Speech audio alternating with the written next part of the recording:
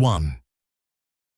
You will hear a phone conversation between a teacher and a student's mother, discussing class performance and course options. First, you have some time to look at questions 1 to 6.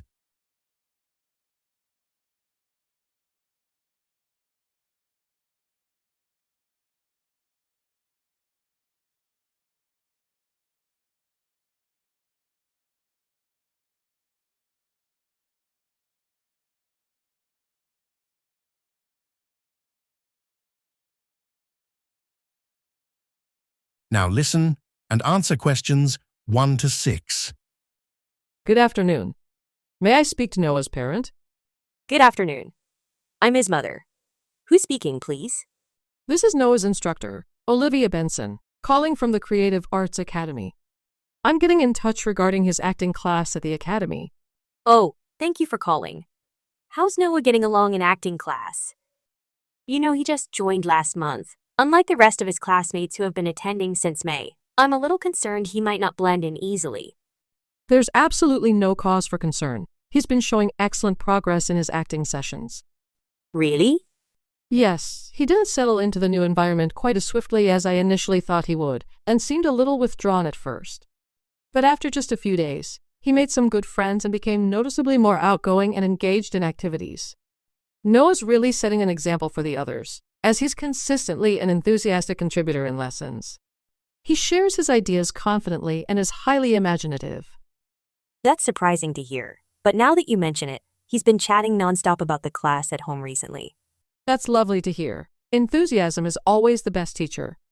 Also, I wanted to inform you about a schedule change for the acting class next semester. What's the reason? It's not that the studio we use right now is unavailable. It's because the number of students enrolling next term has risen sharply, and the current space is too small to accommodate everyone. Also, the new room we'll use isn't free at the same time as before, so we'll have to adjust the class time. I see. What's the new schedule? As you're aware, the current class starts at 3 o'clock. However, from next term, the acting class will start at 4:15. Oh dear, I usually have appointments at that time. At our other branch, the session still begins at 3 o'clock, but for Noah's location, 4:15 is the only slot available for acting class. Oh well, I'll have to rearrange my appointments then. That's fine. Miss Benson, I'm also thinking of enrolling Noah in another art program. Perhaps a ballet class? Ballet class is one of our most popular offerings and a wonderful choice for children to stay fit and have fun. But sadly, it's already full. I would need to place you on the waiting list. Oh, that's unfortunate. Are there any other courses you could recommend? Absolutely. Noah could consider choir practice as well. It would definitely help with his musical development. That sounds promising. When would that be? It's scheduled for every Thursday evening. That might be difficult. Noah already has karate classes earlier on Thursdays. He would get home too late if he attended choir practice. There's also a voice training course available. Noah has a lovely voice, and I believe he would really excel there. Please tell me more about it. Voice training is held at 5 p.m. every Monday. It's still open for enrollment. The instructor is excellent and highly popular among the students. However, it is priced a bit higher. How much does it cost? The fee is $105. That's a bit steep. It's beyond what we plan to spend. We would need to stretch our budget for that. Before you hear the rest of the conversation, you have some time to look at questions 7 to 10.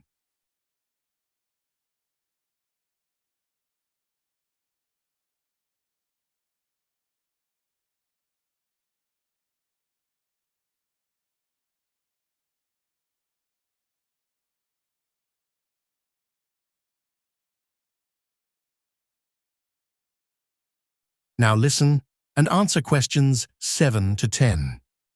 Alternatively, Noah could join the instrumental music class. What does that include? Singing in musicals? Well, the children get to try out different instruments, like the guitar, drums, and so on. They also learn the basics of songwriting under expert supervision. That sounds exactly like what Noah would love. How much would that be? Last term it was $60. but this term the price has increased to $80, $20 more than before. That's manageable. When does the course begin? The course commences on September 10th. Would it be possible to start a week later on September 17th? Noah will be away in Italy with his dad on the 10th. That's not a problem. And the tutor for the class is Samuel Blake. Feel free to contact him directly if you have any additional questions about the course. Samuel Blake. How do you spell Blake? It's Blake. Thank you very much. That is the end of Part 1. You now have half a minute to check your answers to Part 1.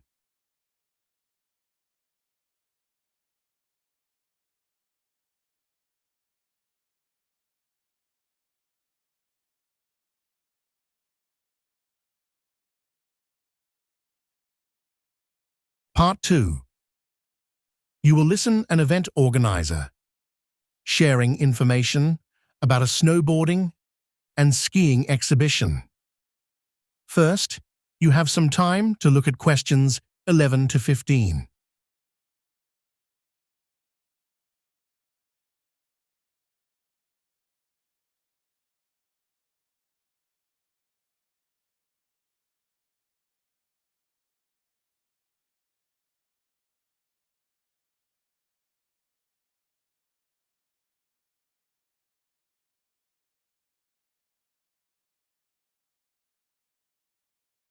Now listen and answer questions 11 to 15. Good morning, everyone, and welcome to the annual Ice Sports and Snowboarding Fair held from March 12th to 21st. I'm Lisa Harmon, the organizer of the event this year. This 10-day fair brings a range of exciting activities. As winter sports fans, I know you are eager to have a wonderful time. Now I'd like to give you some practical information about the event and what you can look forward to. This might be your first visit here for some of you. So for those still uncertain about where to stay, I suggest Glacier Lodge. It features excellent wellness and fitness facilities, similar to most hotels in the area, but what makes it special is its incredibly soft beds that guarantee proper rest after a busy day. If you haven't brought personal gear like helmets, gloves, or snowboards, you can buy or hire them at Frost Gear or Polar Rental. This year's fair presents a vivid journey through the history of snow sports and a glimpse into future innovations. Besides the traditional photo displays and the newest snowboarding equipment, as always, this year we've added 4 simulators that replicate skiing conditions, giving you the same exercise and sensations you would have on real slopes. However, please be aware that waiting for a free trial could take quite some time.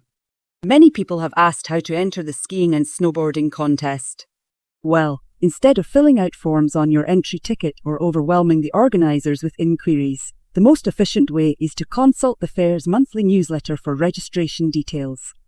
As one of the community's favourite events, the fair has also attracted significant media coverage. Last year, the focus was on concerns about the decreasing snowfall. To avoid a similar problem, artificial slopes have been installed. Given the growing number of attendees this year, we have reduced the ticket prices, which local newspapers have widely reported.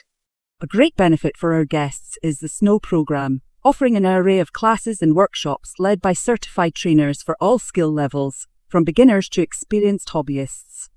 I highly encourage you to enroll because this year we are offering an impressive 30% discount. Thanks to our partnership with the programme provider, who agreed to offer lower rates exclusively for fair attendees. Before you hear the rest of the conversation, you have some time to look at questions 16 to 20.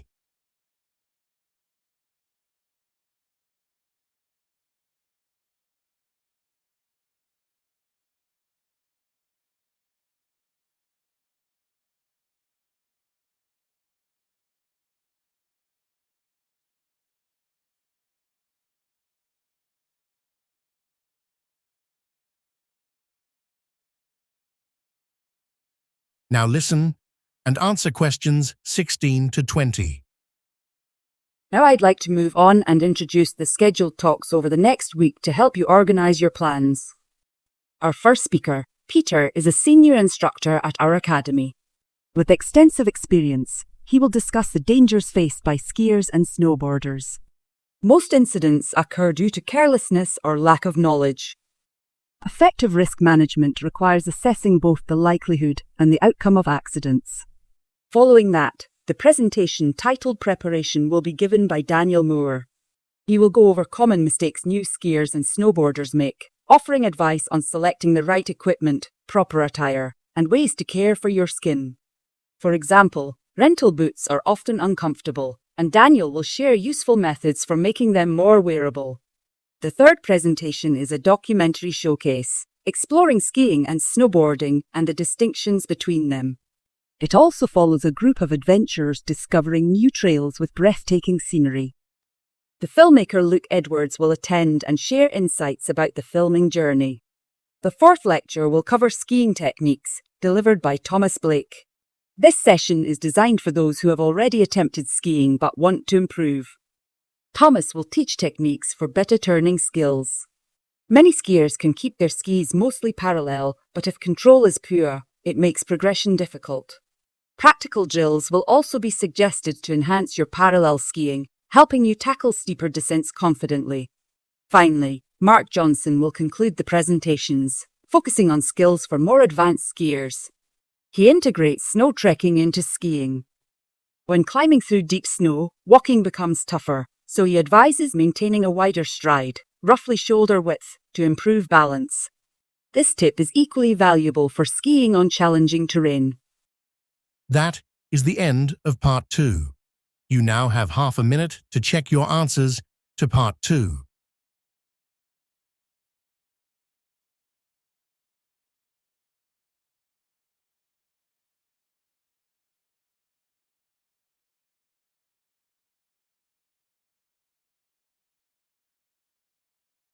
Part 3. You will hear a student talking to his tutor about how to plan his first teaching session. First, you have some time to look at questions 21 to 23.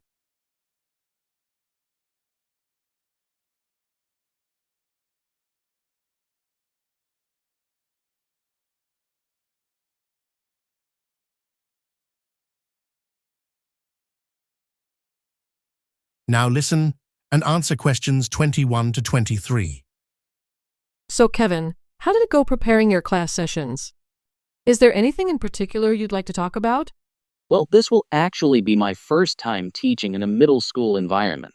After nearly 7 years of studying educational theory, I really want to apply those ideas practically. But at the moment, I'm feeling a little stuck. You see, the subject I want the students to investigate is a bit advanced. I'm concerned that they might struggle with it on their own. So I'm looking for ways to design more engaging and effective learning strategies. Do you have any advice, Professor Allen? You should definitely look into a book called Dynamic Instruction, written by Dr. Helen Murray. She recently joined the faculty here, just last term, and students already appreciate her innovative techniques. The book outlines a variety of instructional strategies, including some on collaborative research, which may be exactly what you need. You mean splitting the class into smaller teams for joint research? I hadn't really considered that. How does it actually work? Dr. Murray has shown how valuable that approach can be. The idea is to promote student cooperation so they can present findings together as a team. It's a great way to help them build individual viewpoints and strengthen their communication skills. I'll be sure to find that book. Maybe I can adapt some of those core ideas to use in my lesson planning. Also, I've been thinking about including both observational and non-observational techniques in my methodology. Would you mind reviewing my plan? Before you hear the rest of the conversation, you have some time to look at questions 24 to 30.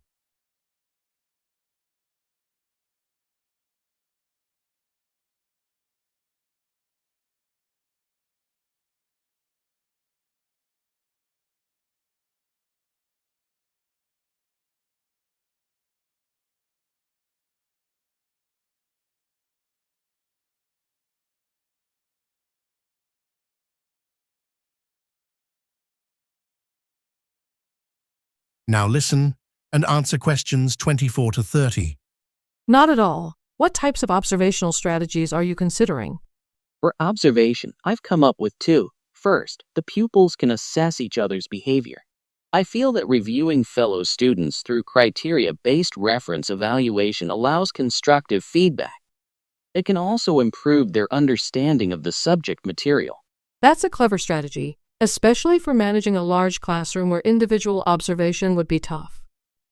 I'd also recommend getting input from several classmates rather than relying on just one opinion. So how do you plan to carry out the peer assessments? Oh, every pupil will be required to write a diary, which includes group projects, presentations, and in-class discussions. They'll put down their remarks. I'll collect them on a regular basis, which can also help me see whether they can keep up or not. Excellent. What else are you considering?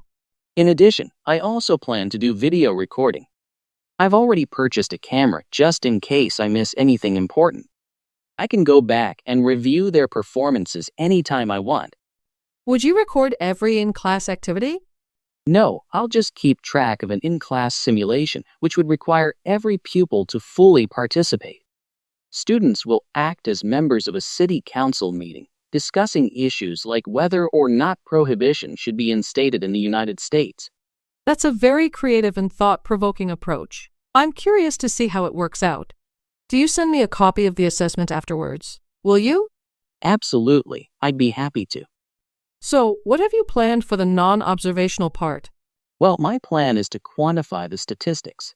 Numbers do not lie. It is the most direct way to measure their performance, see how well they've learned. And where will you get the data from? I'll evaluate the test results, including the midterm, final exam, and pop quizzes, which would only take up about 35% of the overall assessment. Sounds like a lot of tests and assignments. Please remember that you don't want to wear out your students. Keeping them engaged is the key to efficient learning. Once they are exhausted, they just stop trying. You're right. I hadn't fully considered that. I'll make sure to balance it out. Thanks for the warning. I remember last time you mentioned questionnaires, right? That's true, but it is not for my students. In fact, they have to design their own questionnaires and choose the respondents using the internet. As a complement of other teaching activities, it would deepen the creative learning process. Anything else? The pupils will have to conduct interviews of their own, and for this, they get to choose anyone they like, including relatives, friends, and acquaintances, to answer the questions. Sounds like you've developed a solid and diverse teaching plan. You may just need to fine-tune a few parts before implementation. That is the end of Part 3. You now have half a minute to check your answers to Part 3.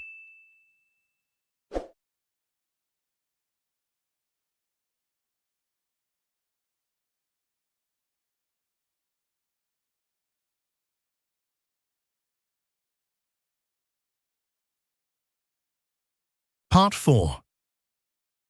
You will hear a lecture discussing the causes, benefits, and challenges of urban migration. First, you have some time to look at questions 31 to 40.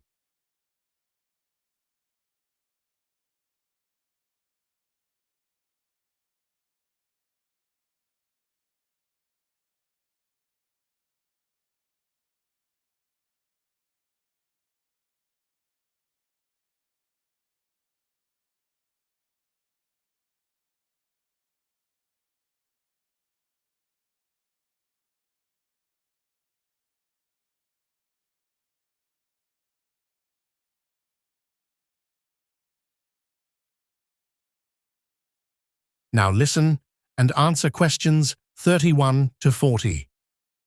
Good afternoon, and thank you all for attending today's lecture on population movement towards city regions.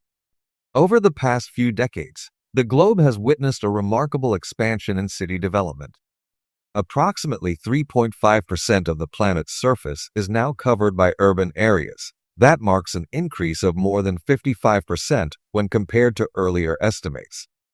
Currently, individuals residing in urban regions already surpass those living in the countryside, and this tendency shows no signs of slowing down. Furthermore, cities produce a lot more carbon emissions than the rural areas. This primarily stems from two significant contributors.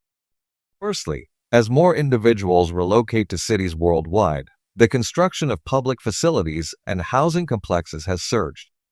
Secondly, city residents generally own more personal vehicles, thereby consuming a greater quantity of fuel-based resources.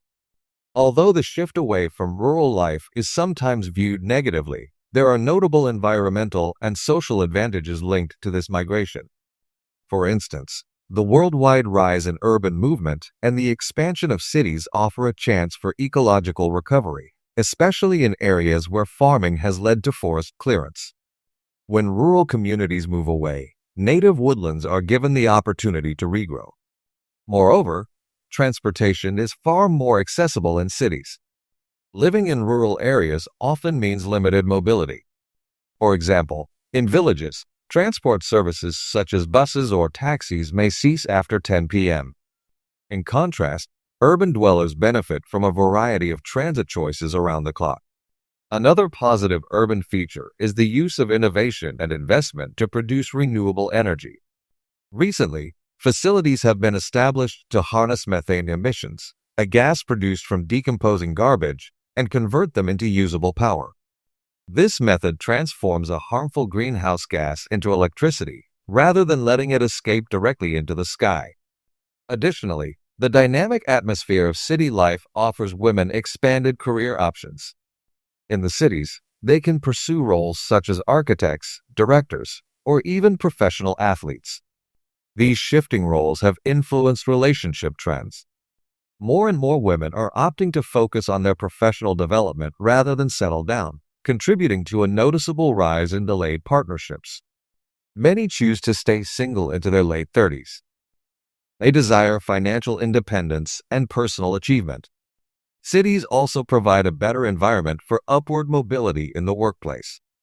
Meanwhile, rural settings often retain traditional expectations that limit female advancement. That said, urbanization also alters the nature of social relationships and environmental interactions, which brings about several challenges. Typically, salaries in cities are considerably higher, which entices people to relocate.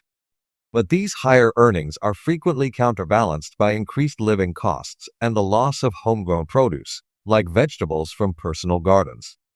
Many new residents eventually prioritize material wealth over cultural traditions, risking the erosion of their heritage. Another widespread concern is city criminal activity. Data shows that crimes are notably higher in large city regions than in smaller communities. To illustrate, theft-related crimes in large cities are estimated to be up to 4 times more prevalent than in small towns. New arrivals often settle in under-resourced districts due to affordability. These zones are plagued by poverty and suffer from elevated crime statistics. The same trend applies to violent offenses, which are far more frequent in populous city centers. City life also brings other drawbacks. Heavy traffic and factory production are defining elements of the cityscape, both of which damage ecosystems. Pollution from vehicles and industrial operations poses health risks for countless individuals. Migration to city areas does stimulate economic progress. Improved economies allow for better public services. However, these services like hospitals, schools, and digital networks inevitably drives up energy use. And of course, traffic remains a persistent issue. It delays people, reduces punctuality, and heightens stress even before the workday starts. Deliveries arrive late. Fuel expenses increase.